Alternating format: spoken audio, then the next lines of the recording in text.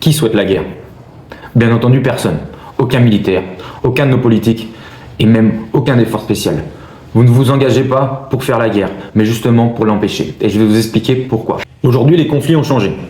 La France n'est plus face à une armée étrangère, à une interposition de deux armées étatiques. On appelle aujourd'hui les conflits d'hybrides. Les belligérants, les nations belligérantes, emploient aujourd'hui des proxys.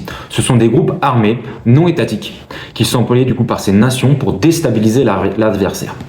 Il prend la forme d'attentats, on va les considérer comme terroristes, mais aussi de la cyber. Les forces spéciales, forcément, jouent un rôle crucial dans la lutte contre ces proxys, par des actions directes de capture, de neutralisation, de destruction, mais aussi en formant des groupes étatiques qui vont lutter dans leur pays de façon autonome contre ces proxys. Le but, bien sûr, est d'empêcher un conflit d'une plus grande ampleur et donc empêcher une guerre comme l'opinion publique l'entend. Donc bien sûr, on peut considérer que les FS, les forces spéciales, ne cherchent pas à faire la guerre, mais bien à l'empêcher.